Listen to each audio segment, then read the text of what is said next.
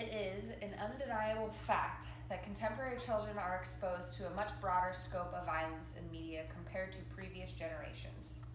Violence is embedded into not only video games, where victory is granted to the player who kills all the enemies or monsters, but also other types of media, including movies for children, cartoons, even printed materials. While researchers still attempt to quantify and qualify the degree of the negative impact on children, violent video games have specific negative influences on children by training the kids to associate violence with pleasure, changing their view of violence as a natural and even positive behavior, and increasing the likelihood for engagement in aggressive behaviors outside the virtual game environment. Video games require players to use different forms of violence to win the game or move on to the next level. Therefore, as a child, you're being rewarded for violence in a video game. A player experiences pleasure for being victorious. As Sparks noted in 2011, video games that require the player to shoot a gun or react reflexively with the shooting response are teaching an entire generation of children to associate shooting with pleasure.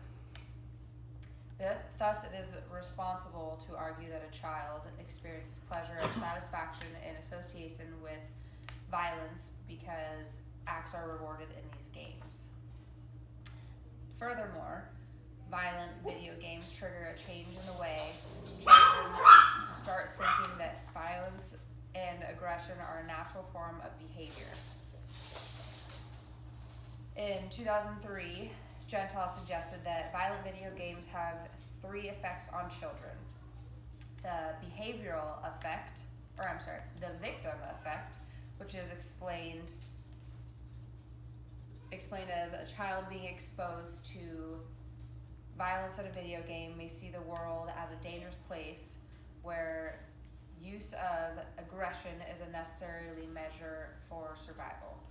The bystander effect is when children become more desensitized to a violent and less sympathetic to the victims of violence in real life. And last, the appetite effect. Children get an increased appetite for more violence and entertainment. Each of these effects are very negative for children's development and social functioning because the view of violence as an integral part of life is not normal or socially acceptable. Lastly, violent video games increase the likelihood for engagement in aggressive behaviors outside the virtual gaming environment. In other words, children who are exposed to violence in video games may transform the learned behavior pattern into their daily lives and start being more aggressive towards their parents, partners, other family members. As Rigoli, Hewitt, and DeLacy noted, actual participation in violent video games stimulates learning. In other words, the more time a child spends playing a video game, the higher risk that the child may adapt to violence as his or own behavioral pattern. In conclusion, children's exposure to violence has an extreme negative effect on cognitive and social development. The violent actions are rewarded in video games, and violence ultimately wins in the game, which causes kids to think violence is a positive behavior. Kids then may transform this learned behavior of violence into a real-life experience and act out towards other people.